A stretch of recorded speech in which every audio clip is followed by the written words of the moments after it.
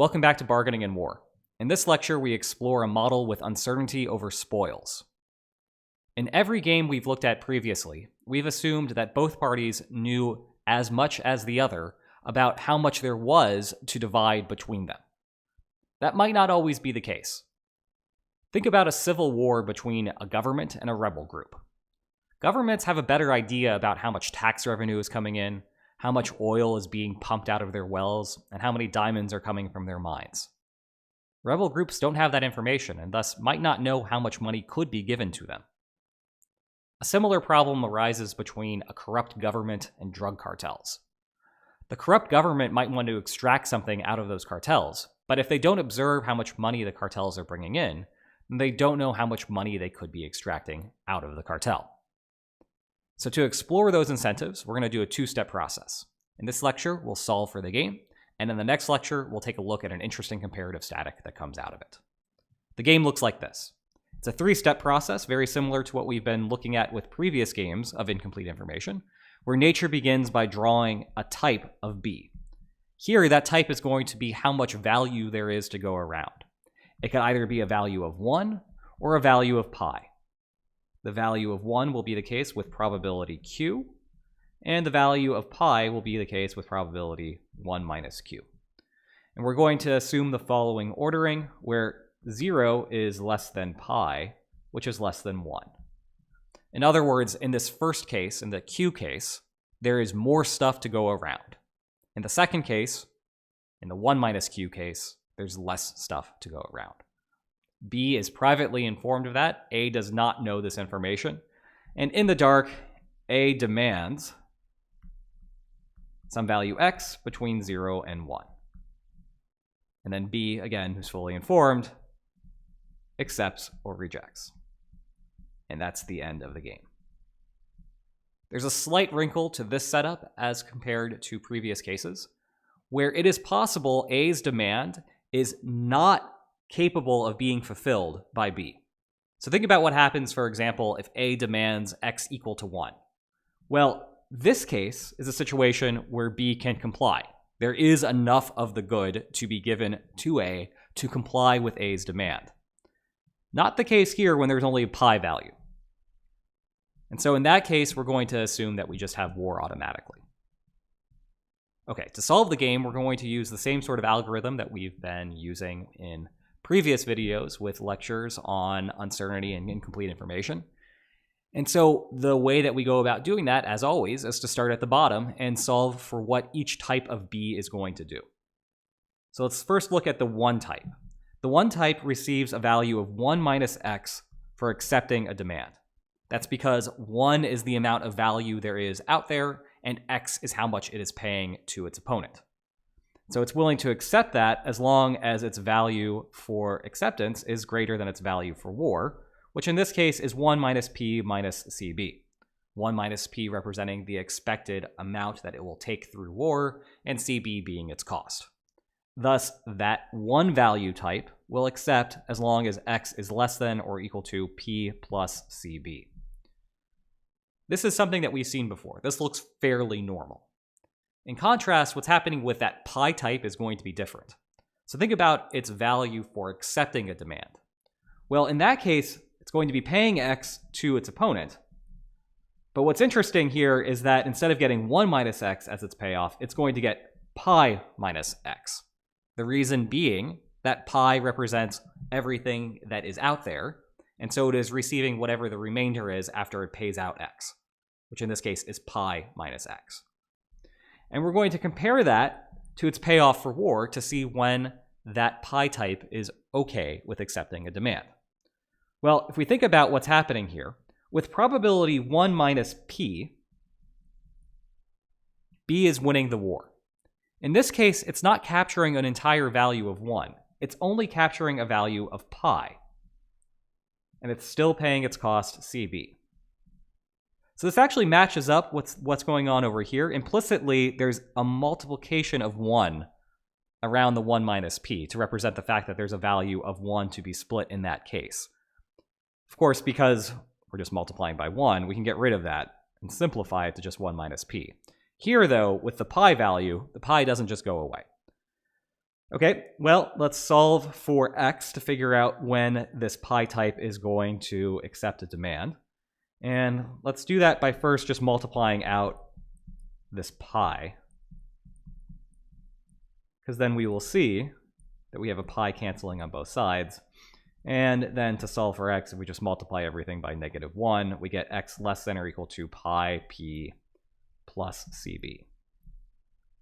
Okay, so we can look at that in terms of a following number line that looks like this. So if we're looking at what demand A could possibly make, we can break it up into 3 different camps. We have here pi p plus cb, and here p plus cb. So clearly this is to the right of this because we're multiplying by pi in this case, and so that's shrinking that value because pi is a number between 0 and 1. Okay, well, if we take a look at what's above here, if x is less than both of these values, then b is going to accept regardless. So we have both accept.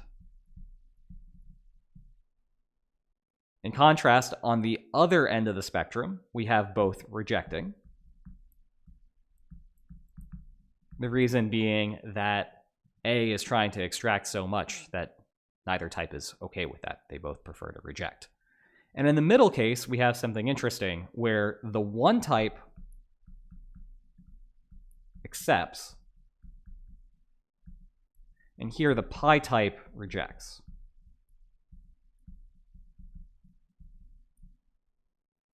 Okay, so now that we have that information, we can start exploring what A should be doing optimally in terms of its demand.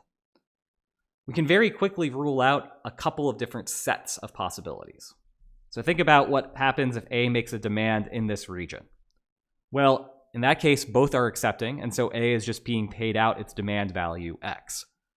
However, consider a deviation to some slightly larger amount. We're adding an epsilon quantity to it.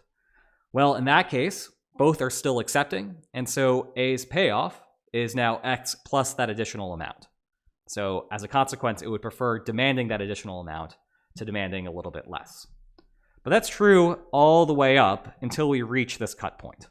So it's possible that A wants to make a demand pi times p plus cb, which is just enough to get both to accept, because if it demands a little bit more, then we're switching to a case where that pi type is going to reject.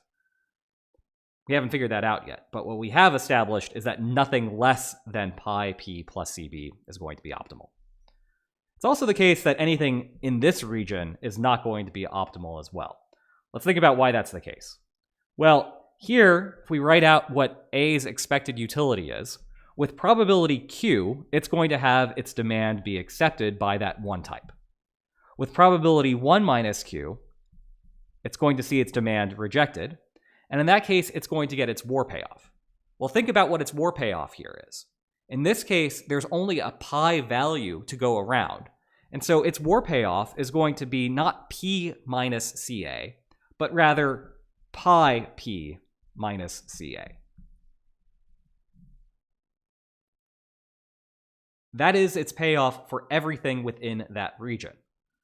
Now, compare this quantity here as a demand to epsilon larger right here. Well, in that case, we still have the one type accepting, we still have the pi type rejecting. So its payoff is still going to be this quantity here. The only difference being that in the second case, we are adding epsilon to this x value. And so A is acquiring a little bit more as a consequence, which means the original x value is not going to be optimal. But that's true all the way in this region until we reach a cut point. And when we reach that cut point, what do we get? Well, here the demand being made is P plus CB. So this is going to be the optimal demand. Let's go ahead and just fill that in. Let's substitute X equal to P plus CB. This is what its utility is for making that demand now. This is still a possibly optimal demand. A can't go any further without changing the probability of acceptance versus rejection. Because if it makes anything slightly larger, then we're in this region where both reject. So what we've established then is everything here up until that cut point is not optimal, and everything here in between those two cut points is not optimal. We still need to check to see whether A would ever want to have both reject. It should be intuitive that A is not going to do that because it's going to lose out on stealing some surplus and just suffer a bunch of costs for war for no reason if it's doing so. But let's go ahead and figure that out. Let's think about what its utility is in that case. Well, with probability Q, it's facing the full value type, that one value type, and it's fighting a war because both of them are rejecting. And so in that case, A is going to receive P implicitly times 1 minus CA. And with probability 1 minus Q, it's going to receive, now it's fighting a war against the pi type, so it gets pi times P minus CA. This is its value for rejecting. Having both types reject, I should say. And if we take a look at this and compare it to what we just explored with the optimal demand in the region next to it, it should be clear that A would always want to make that optimal demand where the one type accepts and the pi type rejects to inducing both types to reject. And you can see that by just noting that immediately these two values cancel because they're the same on both sides. So what we're then left with is Q times P plus CB greater than Q times P minus CA. We can divide off the Q, and then we can subtract the P from both sides. Those things cancel, move the A over, CA over, and we get CACB greater than 0, and that's true. So what that means is that A is never going to be making this demand that both types reject. The only two possible demands left that could be optimal are pi times P plus CB and P plus CB. So let's compare those two and figure out what's going to be better for A.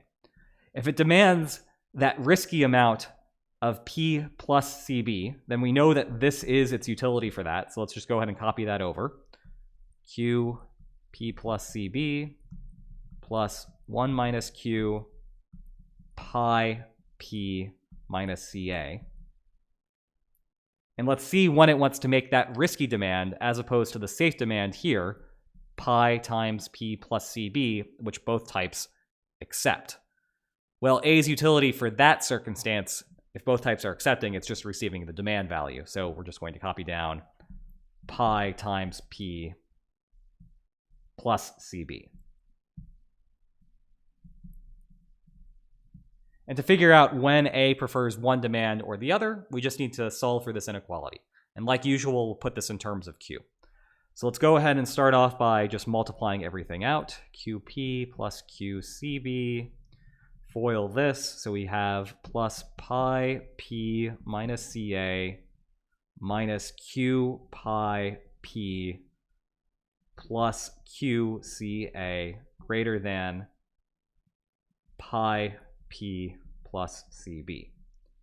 And what do we see? Does anything cancel? Yes. We have a pi P on both sides that cancels. Everything else is looking like it might not. Okay, so if we want to put this in terms of Q, we see that we have 4 terms, 1, 2, 3, and 4 that have a Q in it, and only 2 terms that do not. So let's go ahead and move this CA over to the other side to match it with CB. CA plus CB. And then we can group all of the other terms on the left-hand side as a function of Q. So we have Q times, well, let's see, we have a P, we have a minus pi P, we have a plus CA, and a plus CB. Okay, well, then to solve for this, we can just simply take the Q value, and let's just do one little thing to make it explicitly clear that everything inside the parentheses is positive. We can undistribute the P so that we have P times 1 minus pi plus CA plus CB greater than CA plus CB.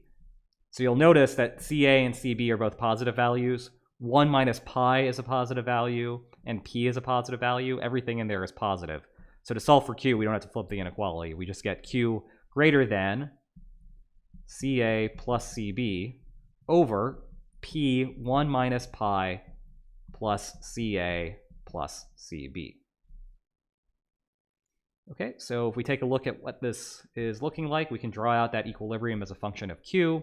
So we have a critical cut point that we just solved for here, CA plus CB over P times 1 minus pi plus CA plus CB, where here we're getting the risky demand being made, and here we're getting the safe demand being made. So both types are accepting in the left case, and in the right case, the one type is accepting and the pi type is rejecting. I want to make one comment about this before we finish. So if we think about how this is an offer that is going to be made some of the time, specifically when Q is relatively large, think about what the implication of that is. What we're seeing is that peace is being made when there's a lot of stuff to go around, and when there's not very much stuff to go around, then we're getting war and the inefficiency of war. So this is like a double whammy. It's really, really bad in this case when we are looking at the pi type world, because not only is that particular country, if we're thinking about this in terms of a civil war, not only does that country not have very much stuff, they're also fighting a war over what ends up not being very much stuff, which is bad. So the implications of this model of uncertainty over spoils are really not good. All right, I hope you enjoyed this. And in the next time, when I see you in the following lecture, what we're going to be doing then is looking at an interesting comparative static that comes out of this. Hope you enjoyed it. Hope to see you next time. Take care.